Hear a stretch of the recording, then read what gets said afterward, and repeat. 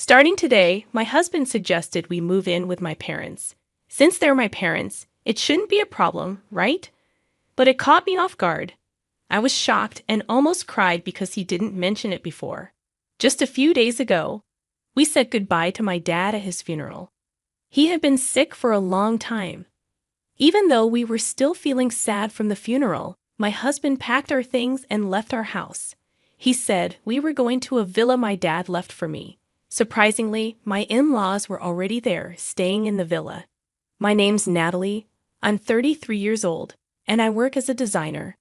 I've been living with Justin, my husband, for 3 years since we got married. My job is going well, and I think I'm a pretty successful designer. I earn enough money to have an apartment in my name. My mom passed away when I was in college, and last year, my dad was diagnosed with cancer. He tried treatment, but it didn't work, and the doctors said we should prepare for the worst. When my mom passed away, I was already living on my own. But my dad always kept in touch, especially after I started working. He was really important to me. When I found out how sick he was, I was devastated. I worried about him all the time, and my husband kept asking me about his health. But honestly, I didn't think he really cared. It felt like he was just waiting for my dad to die. My husband always seemed insecure because he made less money than me. I wished he'd be proud of my achievements and support me when things got tough. But he acted childish. He was always competing and only seemed happy when he was winning. My dad told us not to worry about him and to focus on our relationship, but I thought we should spend time with him while we still could. That way, we wouldn't regret it later. I started to resent my husband more and more. In the beginning of our marriage, he was loving and caring, but his insensitive comments about my dad's illness hurt too much. I couldn't believe how much he changed. My husband works from home, and he said having me around distracts him. So I rented an office and started commuting. Even though I was busy with work and taking care of my dad, my husband didn't help with anything at home. He lived selfishly and didn't care about my feelings. Living with him made me realize how little he understood me, and I felt really lonely. Then my dad died. We had already sold our family home, so I was busy with funeral arrangements, but my husband was always on the phone or disappearing. He didn't seem interested in helping me at all. I begged him to help, especially during such a hard time. But he just brushed me off, saying he was getting a lot of work calls. I was so angry and disappointed in him. Losing my dad made me feel even more hurt by his coldness. On the day of the funeral, I felt incredibly sad. After spending a long time talking with his parents, my husband came back smirking. Their suspicious looks made me feel even more alone. But despite that, the cremation, interment, and inheritance stuff went smoothly, and the funeral ended well. Then, out of the blue, my husband suggested we move in with my parents. He said, "They're your parents, so it shouldn't be a problem, right? If you're against it, should we get divorced?" He said it like it was a joke, but I couldn't stay calm. I strongly opposed the idea, especially since we didn't have any extra rooms in our apartment. One room was used as my workspace and for storing my husband's work stuff. But he just smiled and said we should live in the villa I inherited. It was a special place for me, filled with memories of my dad. I wanted to keep it that way, but my husband didn't seem to care. He kept making selfish demands. I tried to explain that living there would be tough, but he wouldn't listen. His parents had already decided to move there. They'd probably planned it during the funeral. Since the villa was big and peaceful, they liked it. Their move was already in progress, and I couldn't object. Every time I spoke up, my husband got mad. He accused me of only thinking about myself and being absent from home. "Because of your father's illness and all those sudden calls, do you even realize how much I've put up with? Your obsession with your father has been too much to handle." His words were harsh, and I felt like my world was falling apart. "Now that your father's gone, you need to listen to me. It took him a whole year to die, which was way too long," he continued, his tone cold and heartless. I couldn't believe this was the man I married. He showed no respect for my father or me. I remembered how my dad looked in pain in his hospital bed. He wouldn't have wanted me to just obey my husband like this. In that moment, I realized all my love for my husband had disappeared. It hurt to think about how he found joy in getting the villa while I was mourning my father's death. But I held back my emotions and warned him about regretting his decision. I packed the essentials and left our home, leaving my husband puzzled. I didn't want to say anything more to him. It was painful to see my in-laws, who probably couldn't wait for my father to die so they could move in. But I followed my husband silently. The only thing I couldn't accept was him taking over my special place. The villa, although technically a villa, was just a regular home by the sea, where ordinary people lived. However, the villa's location was quite convenient, being easily accessible from the city center, and the land itself held considerable value. As I stepped out of the station, the familiar scenery of my childhood greeted me. I remembered how my mother used to be alive, and whenever I dozed off on the train, my father would carry me on his back all the way home. When we reached the villa, my in-laws were already inside. I started to suspect something fishy, realizing that my husband had secretly given them a key without my knowledge. This made me even more uneasy, sensing a secret plan to move in without my consent. Looking around the villa, I saw my in-laws' eyes shining with excitement for their future life here. Despite being a single-family home, the sturdy furniture my father had chosen was arranged in a slightly different European style, probably to my mother's taste. But their ecstatic comments irritated me. They seemed to underestimate the significance of my father's passing, seeing the villa merely as a luxurious house. Their lack of sensitivity became even more apparent when my husband joined in, laughing as they opened beers to toast the move. I sighed deeply, feeling the precious memories I shared with my parents at the dining table being tainted. I decided to hide my feelings and endure the night. The next morning, my mother-in-law's scream shattered the quiet atmosphere of the villa, instantly alerting me. When I woke up, I noticed my father-in-law and husband causing a commotion, but it took me a moment to reach the source of the scream. In the bathroom, my mother-in-law was on the floor, clutching her foot with a panicked expression. She explained that the floor had given way beneath her, but when my husband and father-in-law checked, everything seemed fine. As they examined the floor, I suggested they try stepping on a slightly differently colored part. When they did, the floorboard made a sound and slightly sunk, but then snapped back into place when lifted. I explained that it was intentional, part of what my father called a mechanical mansion or a trick house. He was a huge ninja enthusiast, and this villa was his pride and joy. He had installed traps and mechanisms throughout the villa, including floorboards that seemed to collapse but were actually harmless. As someone familiar with the house since childhood, I had no trouble navigating it, but my husband and in-laws, being unfamiliar, were shocked.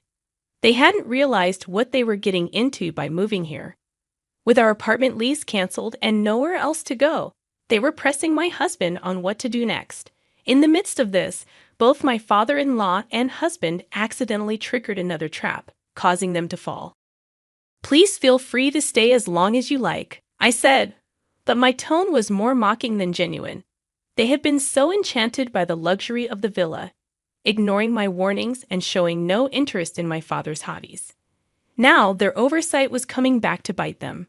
Even when I explained the dangers of the traps, they didn't take it seriously. "We'll get used to it," my husband said confidently. "I'll head back to the apartment to prepare for our move," I replied, leaving them in the villa.